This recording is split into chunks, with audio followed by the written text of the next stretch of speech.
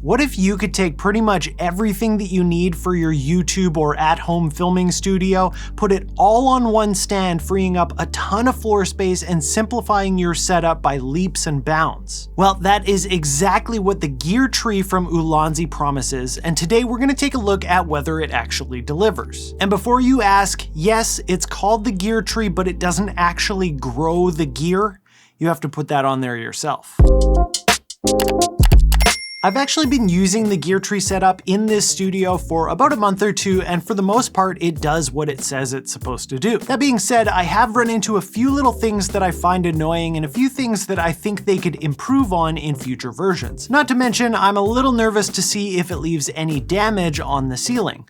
We'll get to that later. So let's break this thing down literally so that I can show you all the components that I'm using and talk about what's working and what's not. As you can see, there is one main pole in the middle and everything is attached to that. All the different pieces here can come as a package, or you can get them all separately to build out exactly what you need for your setup. Right now, I've got two COB lights with light domes on them, a microphone, a monitor, a camera, and a cute little table for me to put snacks on. The lights are on these triangle style arms. Since they're the heaviest of the bunch, it gives them extra stability. It attaches to the main pole via two baby pins, which I found a little tough to line up at first, but once you get it, it really is solid. On the other end of this piece, there are three different spots where you can put a baby pin so that you can attach a light, two on the top and one on the bottom. This gives you a little bit of variety as far as how you can place your light, but this is actually something that I thought could have been improved. With this specific extension, you can swivel it back and forth, and like I said, you can change the height a bit, but you're really stuck with how far it's extended from the center column. It would have been really cool to have the triangle extension be a bit more adjustable, similar to how my old wall-mounted light stand allowed you to move it up and down,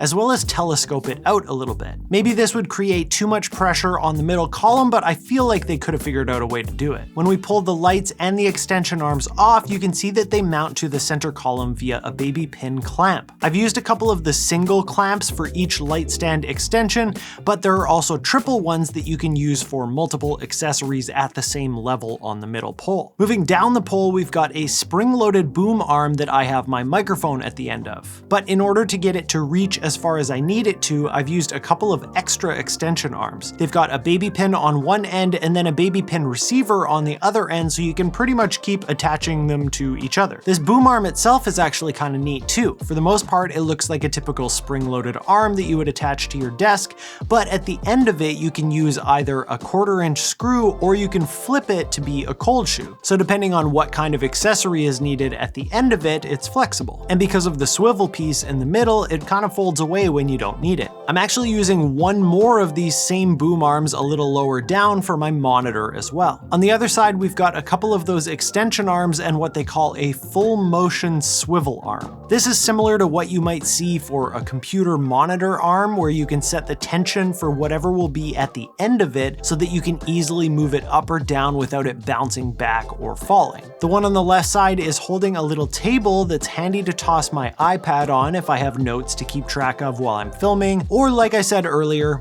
snacks. I have also put my laptop on this a couple of times, but it makes me pretty nervous when it's fully extended on the extension arms. I also have one more of these tension adjustable arms, and it has my FX3 or whatever camera I'm using at the time at the end of it on a ball head. Now, it does actually come with a tripod head style attachment, but it reminds me of something that you might get with a really cheap tripod from Radio Shack. Is Radio Shack still a thing? Regardless, I replaced it with a ball head I had laying around and boom, we're in business. All that being said, the camera arm is the one on here that I find I often just prefer to use a tripod. As much as it is reasonably easy to place this arm and nice to tuck away, any little accidental bump of any of the accessories on here and you're likely to move this arm and screw up your shot. I've managed to hide this a couple of times in my videos, but I think I just prefer a nice sturdy tripod. Real quick, I wanted to say a huge thank you to you. This video doesn't have a sponsor, so just in case you're enjoying the video and you like the content, you find it valuable, I wanted to let you know a couple of ways that you can support the channel. The best part of it is you're already doing it just by watching. But if you wanted to take it a step further completely for free, you could subscribe to the channel, hit the like button, comment down below, let me know you're liking it, or the big one, you could share this wherever you want to share a video. And if you do want to support the channel monetarily, you can buy my presets, Luts, or other products on my website. You can use one of the many affiliate links that are always down in the descriptions of my video, or you could click the little thanks button just below this video and send me a little message to let me know that it was valuable for you. But regardless of how you choose to support, thank you. Now, back to the video. And of course, once we've removed all the attachments, we're left with just the pole in the middle. And the pole comes in 3 different sizes depending on the height of your ceiling, and it goes all the way from the floor up to the ceiling. On the very bottom, there's a clever way to tighten it between the ceiling and the floor. You get it extended close to where it needs to be and then tighten it so that it pushes against the boundaries so that it stays in place. You do want to make sure that you find a stud in the ceiling to push against. This part made me really nervous, especially because I'm just renting and I'd rather not be paying for damages to the ceiling. But once you've got it set, it's very sturdy for sure. I've got a ton of stuff in my setup and it's not even breaking a sweat. And honestly, the pole is the best part of the whole thing. One stand, no feet. Before the GearTree, I was typically using a C-stand, maybe 2, sometimes a boom arm for the mic, tripod for the camera, so there were always at least 3 or 4 different stands on the floor, basically nowhere to move in my tiny little room anymore. And such a pain to set up and tear down. The downside to using the GearTree is that if I want to shoot in the other direction and use the wall as a backdrop, it's really not happening anymore. Or even if I just wanted to angle my lights a bit differently, I'm really limited to where I can move these arms around. So if you only ever needed your stuff in one place, or if you've got a bigger space so that you can have multiple setups, this is great. But there are definitely times that I miss the flexibility of being able to move things around a bit more. The other thing that you need to keep in mind is that this whole setup that I showed you here is close to $1,000, but it's really up to you whether it would be worth it for the extra space you gain back and the simplicity of having everything all in one place like this. You could do a similar thing on a rolling C-stand and have the flexibility of being able to move around. As usual with gear, it's just up to what works best for you. And now for the moment of truth, let's take this thing off and see if it left any damage on the ceiling. I'm a bit nervous. All right, moment of truth. When I loosen this part off, this pole should slide into the bottom portion, and then we'll be able to find out whether I damaged the ceiling or not.